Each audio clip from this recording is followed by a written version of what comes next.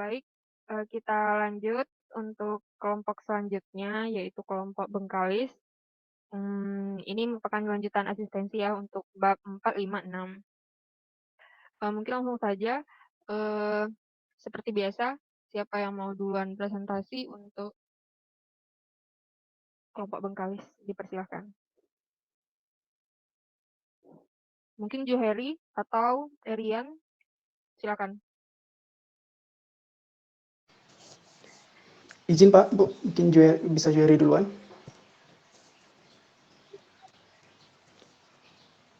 Izin share screen Pak.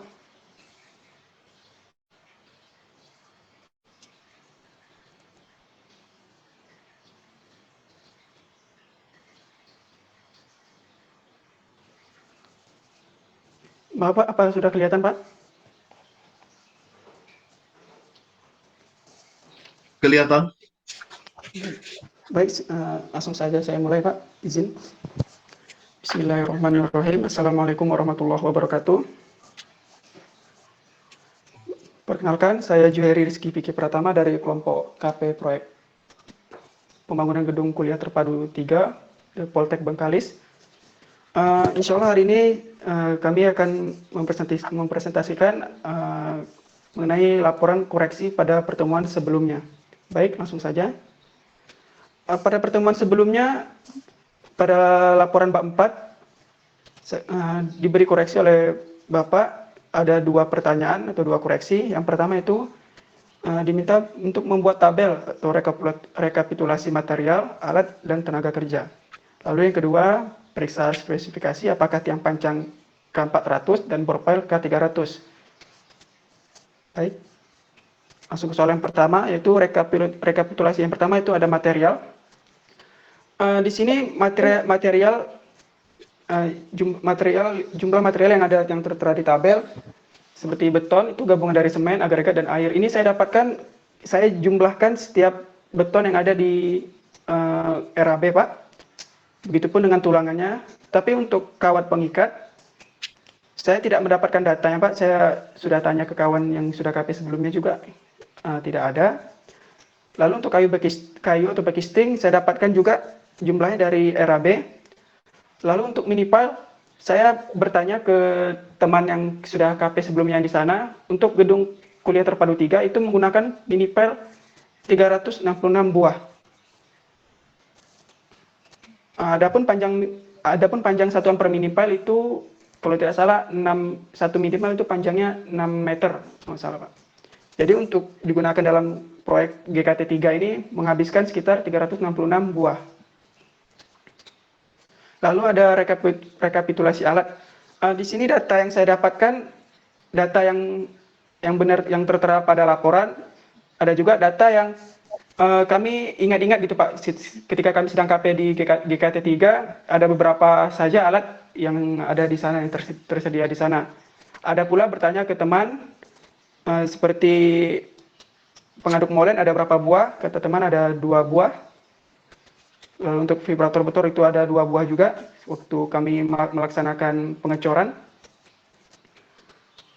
Lalu untuk rekapitulasi tenaga kerjanya, saya di sini merangkum yang ada dalam struktur di PT Riau Multi Cipta Dimensi Pak, atau penanggung jawab oleh MK kami. Jadi terdapat tim leader 1 orang, ahli struktur 2 orang, ahli geoteknik 1 orang, sampai ke drafter 1 dan administrasinya ada 2 orang Pak.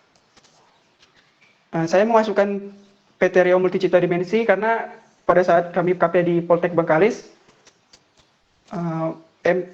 PT Riau Multi Cipta Dimensi lah yang menjadi penanggung jawab kami.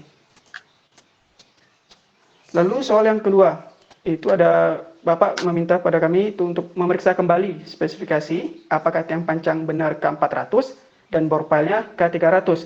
Pada proyek GKT 3 ini, tiang panjang yang digunakan itu dengan mutu beton K400, sedangkan untuk bor pile-nya memakai mutu beton K350. Untuk tiang panjangnya sendiri memakai K400. Ini sebelumnya sudah saya cari tahu Pak, dari teman-teman yang sudah KP sebelumnya juga, apakah benar memakai K400? Mereka jawab iya, seperti yang tertera pada laporan kami. Langsung, tapi saya tanya kenapa, katanya memang Adanya kalau nggak salah memang buatnya emang K400 Pak. Saya tanya alasan teknisnya, mereka pun tidak tahu Pak, maaf. Tapi kalau nanya ke orang MK-nya untuk sekarang sulit untuk dapat komunikasi lagi Pak, karena kadang tidak dibalas atau cuma di-read. Mungkin sebentar, Iya Juheri, Pak, iya Pak. coba nampakkan wajah, Maaf videonya, Pak, video dibuka, ma tidak ma ada. maaf Pak, saya pakai handphone Pak, jadi Oh, handphone, oke, iya ya, Pak. oke, ya, oke, lanjut, ya. Iya Pak, izin Pak. Sedangkan untuk bor pile-nya itu memakai mutu beton K350.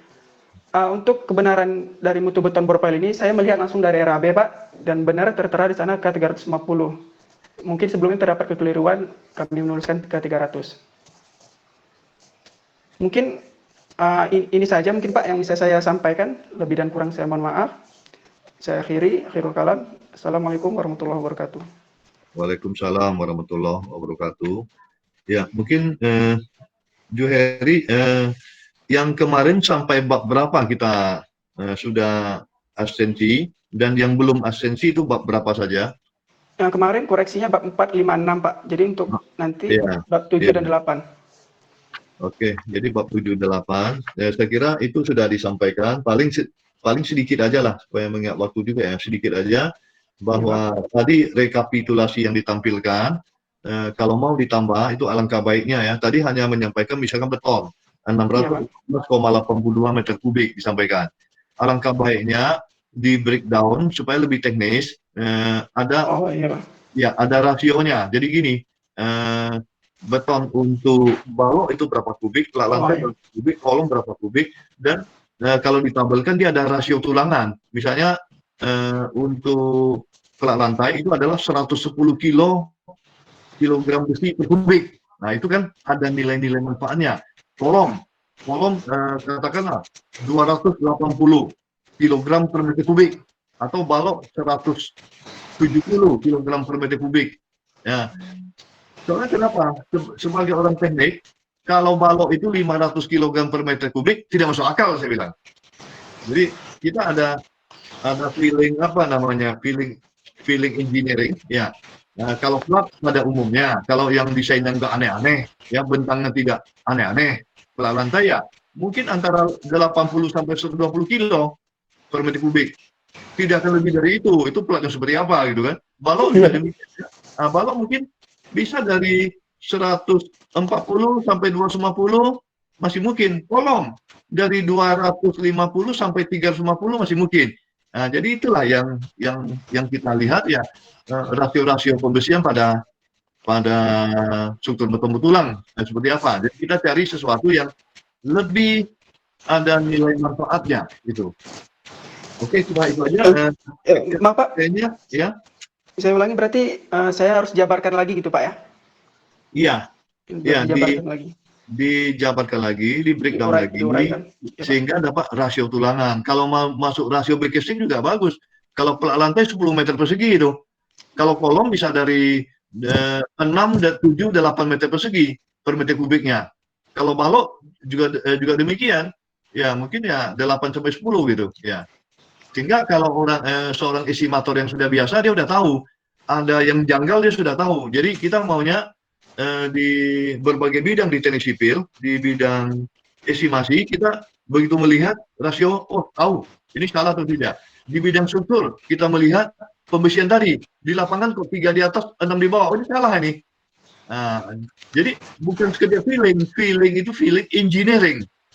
Feeling yang dengan tekniknya, ya. Kalau orang teknis tahu, orang teknis sudah tahu melihat sesuatu.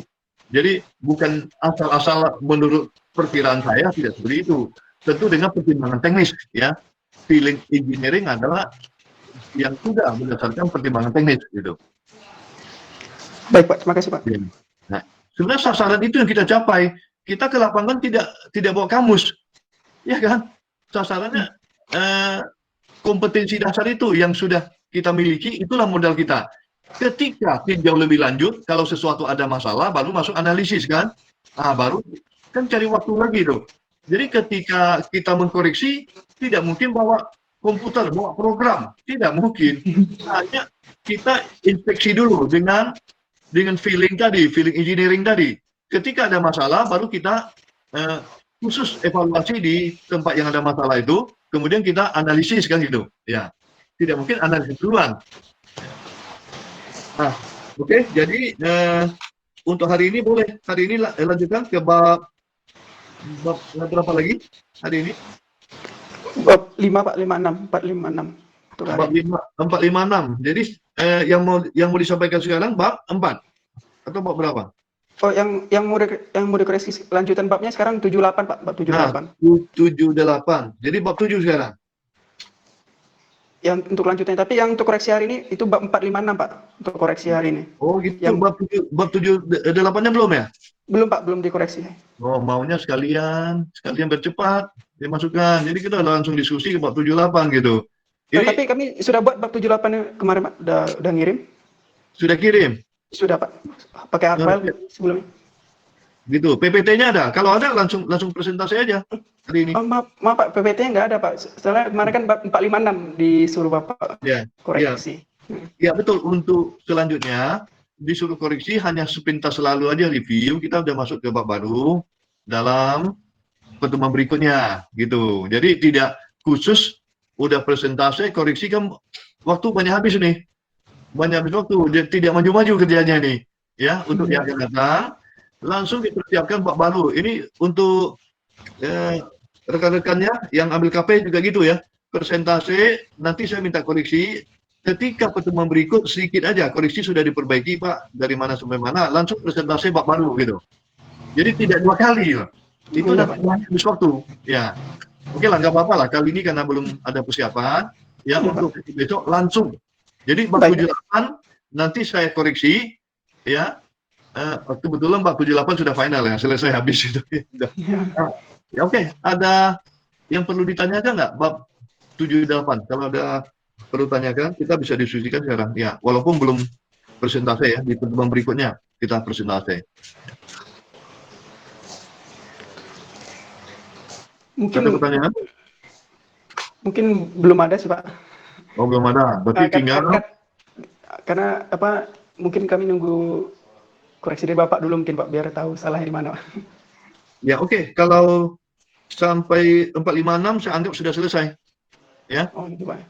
Sudah selesai. Jadi yang 78 tidak tunggu koreksi, presentasi langsung koreksi itu. Ya. Jadi tidak ada lagi saya kirimkan kembali mengingat waktu juga.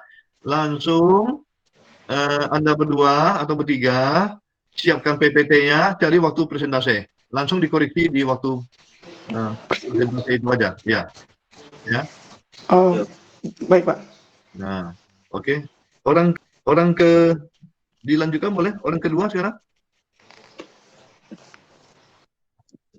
Lanjut ya. Bab yang kelompok Bengkalis, Pak. Iya, tetap Bengkalis kan? Iya. Yo. Izin share screen, Pak. Iya, silakan.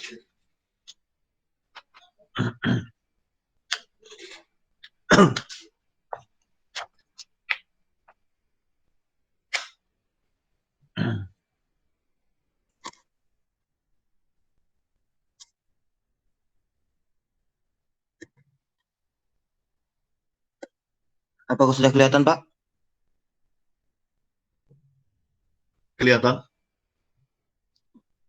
Assalamualaikum warahmatullahi wabarakatuh. Waalaikumsalam warahmatullahi wabarakatuh. Baik, perkenalkan nama saya Ren Kusuma. Di sini saya akan mempresentasikan tugas harian yang pada pertemuan minggu lalu, pertemuan kemarin, yaitu koreksi mengenai bab 2, bab 5. Di sini kemarin Bapak menyuruh membuat metode pekerjaan dari awal sampai akhir. Adapun metode pekerjaan itu yang pertama pekerjaan persiapan. Urutannya yaitu dilakukan pembersihan lahan, pembuatan barak bangunan, penyediaan air dan listrik, melakukan pengukuran dan pemasangan bau pelang, dan pembuatan pagar sementara dari seng. Selanjutnya yaitu pekerjaan struktur. Urutannya yaitu pemancangan pondasi tiang pancang, melakukan penggalian tanah, memasukkan pasir uruk bawah pondasi dan lantai, membuat lantai kerja bawah pondasi dan lantai, membuat cerucuk di bawah tie beam, membuat pondasi menerus, membuat pondasi pelket, ya dengan urutan pembesian, selanjutnya yaitu pembuatan backing, dan selanjutnya dilakukan pengecoran. Selanjutnya itu pembuatan tie beam lantai 1. Urutannya yaitu pembesian, membuat backing, dan pengecoran. Selanjutnya pembuatan kolom lantai 1.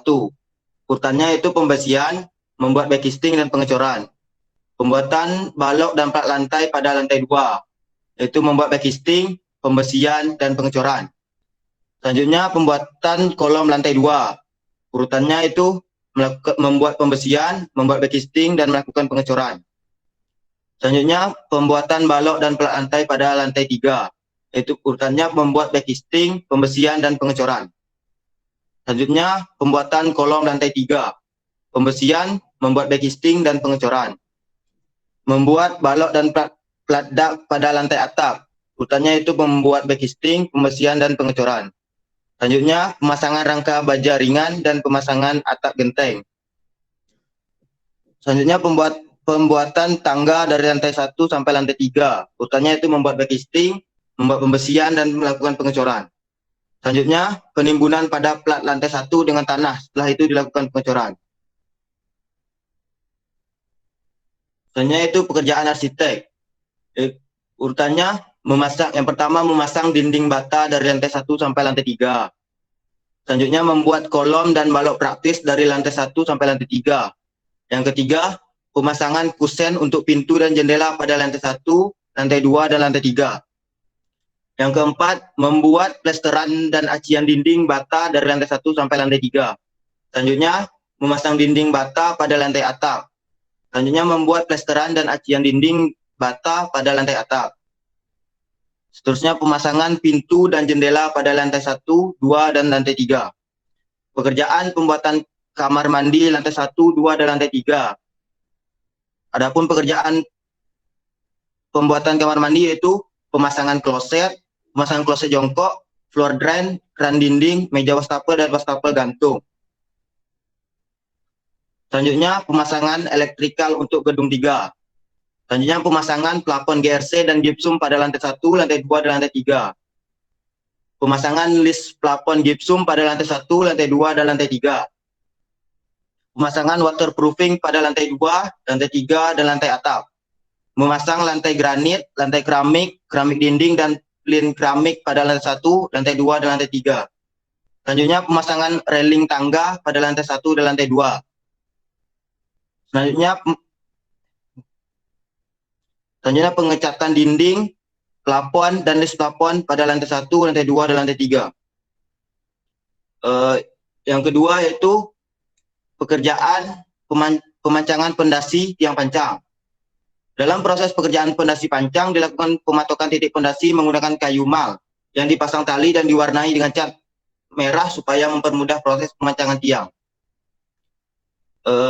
Setelah itu dilakukan fabrikasi peletakan alat drop hammer sebagai alat pemancangan tiang dan tiang pancang. Yang digunakan adalah tiang menipel berukuran 25 cm x 25 cm dengan panjang 6 meter. Pancangan dilakukan dari kedalaman 18 meter dan 24 meter. Urutan pemancangan tiang pancang sebagai berikut. Peletakan alat drop hammer pada titik patok yang telah ditentukan. Yang kedua, penarikan tiang minipel dengan menggunakan tali untuk menegakkan minipel di titik patok pondasi.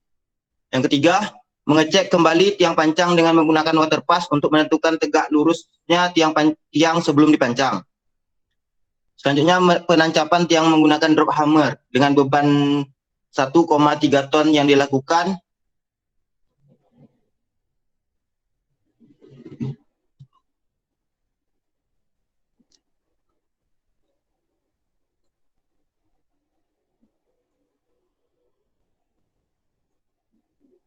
Penancapan tiang menggunakan drop hammer dengan beban 1,3 ton. Selanjutnya, penarikan tiang minipel yang kedua dengan menggunakan tali untuk menegakkan minipel di titik patok pondasi yang telah tertanam sedalam kurang lebih 5 meter. Selanjutnya mengecek kembali tiang pancang kedua dengan menggunakan water pass untuk menentukan tegak lurusnya tiang sebelum dipancang. Selanjutnya dilakukan penyambungan tiang dengan cara dilas di sekeliling kepala minipel. Selanjutnya dilakukan kembali penancapan tiang menggunakan drop hammer dengan beban 1,3 ton yang dilakukan dengan ketinggian 1 meter. Selanjutnya untuk tiang ketiga sampai keempat dilakukan dengan cara poin kedua dan sampai keempat yang sebelumnya disebutkan tadi. Setelah itu tiang pancang yang sudah dipancang dibiarkan selama 1 minggu. Setelah 1 minggu penancapan barulah dilakukan PDA test untuk mendapatkan kapasitas atau daya dukung tiang. Mungkin itu yang dapat saya sampaikan, Pak. Terlebih kurang mohon maaf. Assalamualaikum warahmatullahi wabarakatuh. Waalaikumsalam warahmatullahi wabarakatuh. Ya, Saudara Erian, tadi sudah menyampaikan hasil koreksi, ya. Saya ingin menyampaikan bahwa yang saya minta itu adalah urutan pekerjaan itu ternyata sih cukup cukup menarik. Kita akan tarik manfaatnya. Jadi segala sesuatu yang kita kerjakan itu kita akan tarik manfaatnya apa. Jadi dari urutan pekerjaan yang ada itu, ya, berarti kita sekaligus bisa memahami metode pelaksanaan pekerjaan. Ya, tadi disampaikan ya urutan pekerjaan ya kita maunya urutan pekerjaan itu ya dari awal sampai akhir ya. Jadi tidak selalu urutan pekerjaan itu akan sama. Saya ingin menjelaskan bahwa kalau untuk gedung bertingkat dengan tidak bertingkat itu beda ya. Katakanlah saya bangun rumah tidak bertingkat. Saya akan kerjakan kusennya, dinding dengan kusen duluan, supaya saya bisa pasang gording dan pasang atap. Itu. Nah, tetapi kalau ini gedungnya 3 lantai, harusnya tidak demikian. Kalau di lantai 1 saya pasang dinding, pasang batu bata, ya lama-lama kusennya itu pasang kusennya akan rusak, orang akan mengecor di atas dan terus ke atas lagi ya. Ya, harusnya pemasangan kusen bisa belakangan. Jadi kita akan ngecor dulu pekerjaan beton sampai ke lantai 3. Nah, maka itu ini sangat bermanfaat atau sangat menentukan kita menyusun RAB. Itu yang pertama, menyusun RAB. Jadi kalau yang gedung 3 lantai seperti ini, kita akan susun pekerjaan pendahuluan, kemudian ya pendahuluan itu ada air kerja, listrik kerja, pengukuran di sana, barak kerja, atau mau kita pisah, pengukuran di sana ya.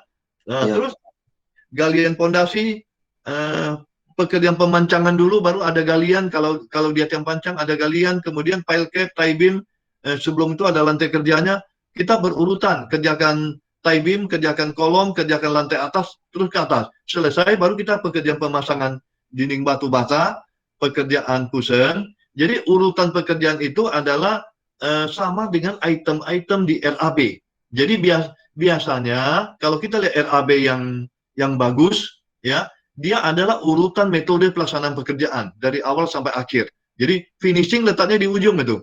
Pengecatan, itu di ujung itu. Kapan bisa dipasang? Ya, listrik itu bisa dipasang, itu sebelum pasang plafon. Ada kerangka plafon, dia bisa pasang listrik. Mungkin ada kaitannya. Jadi ada berdekatan di sana. Nah, untuk bisa menyusun seperti itu, kita harus memahami metode pelaksanaan. Kita harus bisa memahami urutan-urutan pelaksanaan pekerjaan. Jadi ketika kita di lapangan, kita memantau. Ketika kita KP, kita pantau. Mereka urutan pekerjaannya seperti apa. Akhirnya, daripada urutan pekerjaan ini, itulah dasar menyusun bar chart atau kurva S. Ya, kurva S disusun juga berdasarkan item-item pekerjaan yang berurutan itu. Fungsi lainnya apa? Kegunaan yang lainnya adalah untuk memesan material. Kita akan pesan material sesuai dengan urutan pekerjaan. Tidak mungkin kita tahap awal pemancangan kita sudah memesan cat. Untuk apa? Catnya rusak, dicuri orang di lapangan, kan gitu. Ya, tentu yang kita pesan sesuai dengan urutan pekerjaan. Oh, ini akan pengecoran beton, kita sudah persiapkan. Agregat kasarnya, agregat halusnya kita persiapkan. Pembesian sudah masuk. Karena selesai memancang ini, kita harus merakit besi. Nah, itulah manfaatnya, memahami urutan pekerjaan dan metode pelaksanaan. Nah, yang berikut manfaatnya apa? Kita bisa mengalokasi tenaga kerja. Ya, skill daripada tenaga kerja. Ini tukang cat tidak perlu dimasukkan dulu, tukang plafon tidak perlu, yang dimasukkan tukang batu. Ya, kita mau kerja beton, tukang gali mesti masuk dulu. Itulah ya yang saya sampaikan. jangan melihat hanya saya suruh untuk urutan pekerjaan, tapi manfaatnya cukup banyak. Jadi mungkin di laporan nanti dibuat sedikit pendahuluan dan ada sedikit resume di akhir bahwa manfaat daripada urutan pekerjaan ini seperti apa ya. Jangan, saya sering mengatakan jangan sampai kita membuat suatu mengkaji sesuatu yang tidak ada nilai manfaat. Saya selalu menekankan nilai manfaat daripada laporan ini, daripada kerja praktek ini. Tentu ada sesuatu yang kita ambil, sesuatu manfaat yang kita ambil di situ. Ya, bisa dipahami, Erian? Bisa. Ya. Ada pertanyaan, Erian? Ada Tidak, perlu Pak. diskusikan bersama Juheri kalau ada? Untuk dua perbaikan penulisan ini, ya ini yang kedua. Ya. Atau dari ini kawan-kawannya yang hadir, kalau ada pertanyaan silakan nih. Ini masih ramai yang hadir di sini. Ya, Lukman Hakim, yang tadi Martin masih ya, Hari Prima masih ya, Fadli ada, Ardiansyah Putra juga ada. Ada yang mau di sharing di sini, silakan.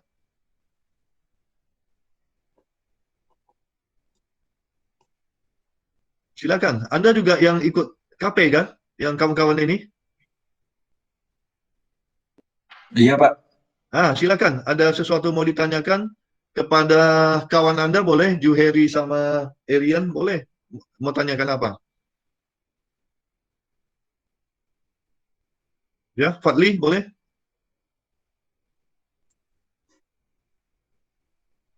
Sekarang belum ada lagi, Pak.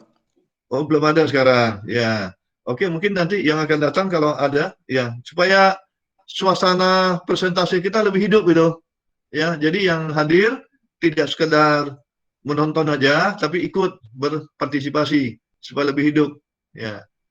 Ini apa saya sampaikan, ini saya susun, saya buat dalam bentuk video ini. Nanti video saya masukkan di akun YouTube saya supaya ini hal-hal gini kan kita kan sharing ilmu, bukan menceritakan sesuatu yang tidak baik. Ini kan sharing ilmu ya. Jadi Ya. itu bermanfaat buat rekan-rekan yang mahasiswa yang mau KP kan sangat bermanfaat gitu ya. Ya semoga begitulah yang hasil diskusi. Kalau tidak kita record ya hilang gitu aja gitu ya. Daripada hilang gitu aja, mending bagi yang ingin tonton, yang ingin belajar, apalagi buat juniornya ya, yang sudah KP yang akan bisa memberi sesuatu untuk yang mau ikuti KP ya, kan itulah yang kita harapkan. Ya memang kalau tidak ada yang lain nanti saya berharap ya ada diskusi yang lebih alot lagi. Hari ini ada 3 ya, ada 3 berarti 1 lagi ya. Iya, Pak. Silakan. Siapa lagi? Hari ya. Ya. Saya izin share screen ya, Pak. Ya, silakan.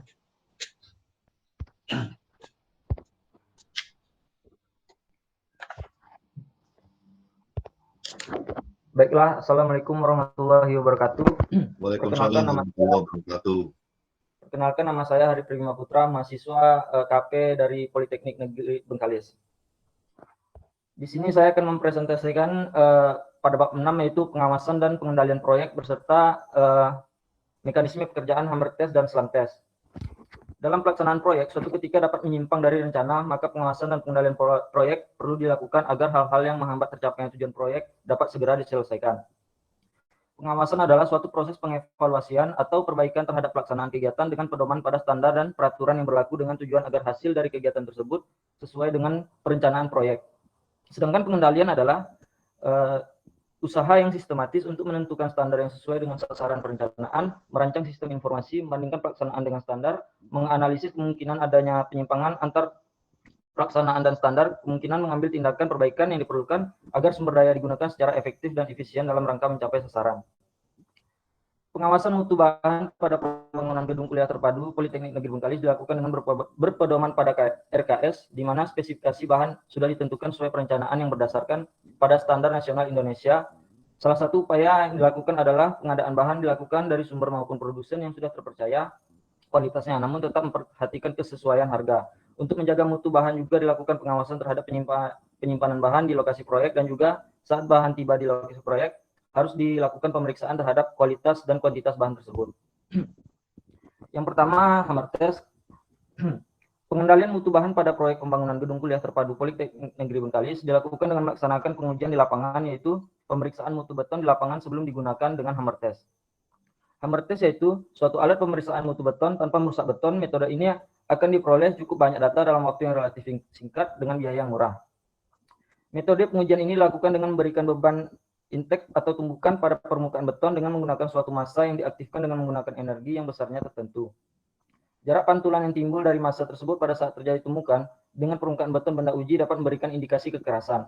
Alat ini sangat berguna untuk mengetahui keseragaman material beton pada struktur. Alat ini sangat peka terhadap variasi yang ada pada permukaan beton.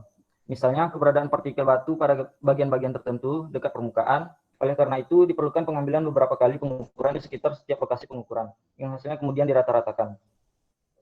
Mekanisme pelaksanaan hammer test yaitu sebagai berikut. Yang pertama, menentukan titik tes. Titik tes untuk tiang mini pile diambil sebanyak 3 titik, yaitu di pangkal, di tengah, dan di ujung tiang. Lalu letakkan ujung plunger yang terdapat pada ujung alat hammer test pada titik yang akan ditembak dengan memegang hammer test dengan arah tegak lurus atau miring bidang permukaan beton yang akan dites.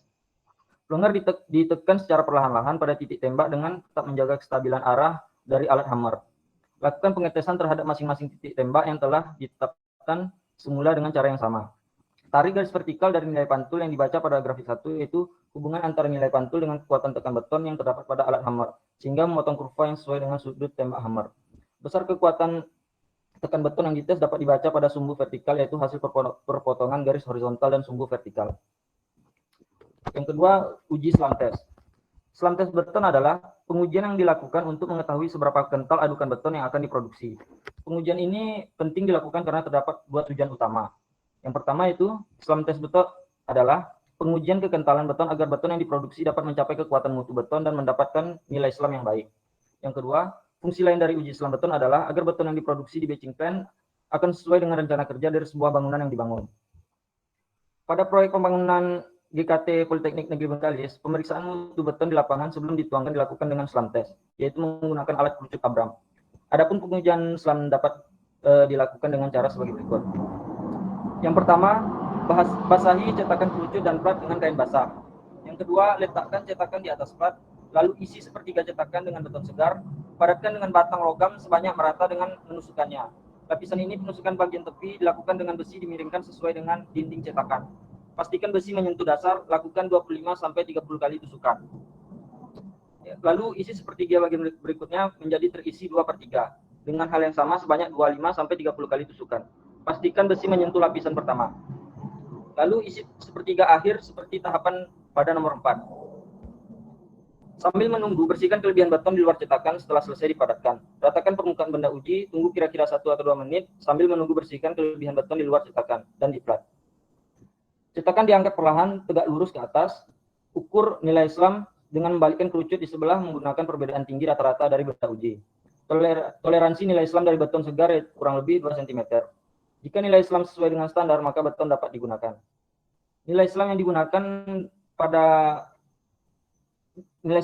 adalah 8 atau 12 cm sampai 12 cm untuk semua struktur bangunan di GKT Politeknik Negeri Bengkalis seperti kolom, slop, plat, lantai, balok, dan lain-lain. Jika nilai ini tidak terpenuhi, maka adukan beton harus ditambahkan adiktif sesuai kebutuhan yang harus disetujui ataupun beton tersebut tidak boleh dipergunakan. Mohon maaf Pak, mungkin itu saja yang dapat saya sampaikan.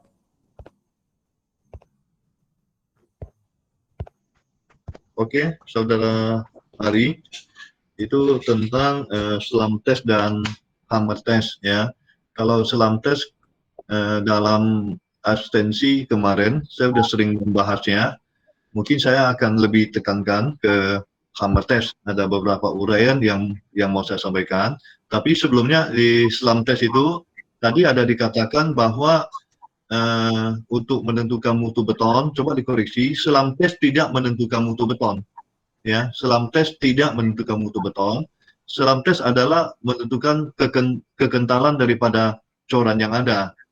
Ya. Masalah berikutnya, kalau ada kaitan dengan mutu beton, itu tidak langsung. Jadi tidak langsung berkaitan dengan mutu beton. Oke, itu dulu. Nanti kalau ada yang ingin tanyakan, silakan di ramai ya. Yang ingin diskusikan, saya jelaskan dulu. Ya. Kemudian, hammer test. hammer test itu sebenarnya itu kita dapat kalau dibaca di PBI 71 itu ada. Jadi gunanya hammer test. Ya, kita tadi memang yang saya suruh itu adalah metode pelaksanaan. Tentu saya bahas dari sisi manfaatnya ya. Dari PBI 71 gunanya adalah untuk mengecek mutu beton menurut PBI 71. Ya, setelah SNI sudah tidak merekomendasi hammer test untuk menentukan mutu beton. Itu catatan yang pertama. SNI sudah tidak merekomendasi menentukan mutu beton. Ya. Tetapi SNI tidak melarang menggunakan hammer test. Ya.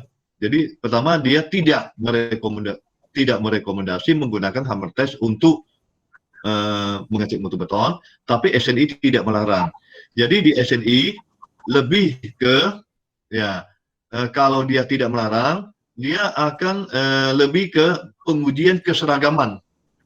Jadi menggunakan hammer test untuk pengujian keseragaman. Apa itu pengujian keseragaman? Jadi misalkan gini, kolom yang satu ini sudah diuji kubusnya, K-nya 300 sudah terpenuhi, K300. Kita akan uji di sana, ya. Di kolom yang sudah terpenuhi, kita tes di sana, ya. Itu bacaan rata-ratanya berapa? Bacaannya berapa? Itu ketemu.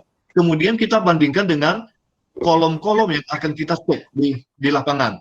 Bacaannya kalau bacaannya sama dengan bacaan kolom yang K300 tadi, berarti sudah terpenuhi. Kalau jauh di bawah atau dia lebih baik, berarti akan lebih tinggi pada mutu itu. Itu yang dikatakan pengujian keseragaman. Jadi tidak langsung hammer menentukan mutu, tapi mutu ditentukan oleh tes kubus. Kemudian diuji keseragamannya dengan hammer test. Mungkin itu yang dimaksud oleh SNI, ya. Oke. Terus pengetesan hammer test itu dia akan berfluktuasi, ya. Jadi itu juga salah satu sebabnya kenapa SNI tidak merekom. Ketika dites bacaannya 25, tahu-tahu bacaannya 28, bacaannya 32. Ya. Loh, kok tidak seragam? Ya. Tidak seragam itu ya itu dibatasi. Tadi di presentasi tidak disampaikan, ya.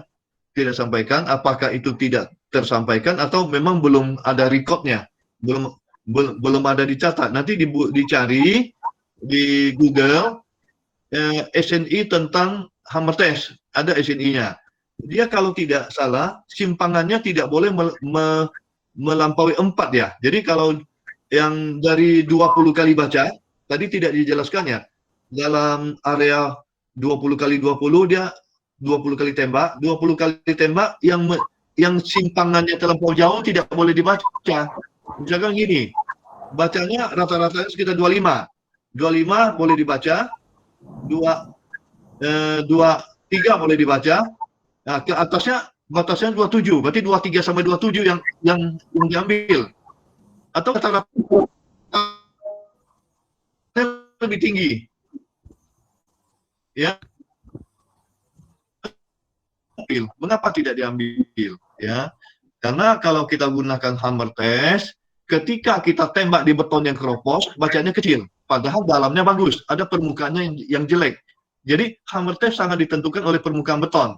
Ketika kita tertembak batu pecahnya atau kerikil atau dengan kata lain tertembak batu, bacaannya akan melompat jadi tinggi. Itu akurasinya jadi tidak tepat.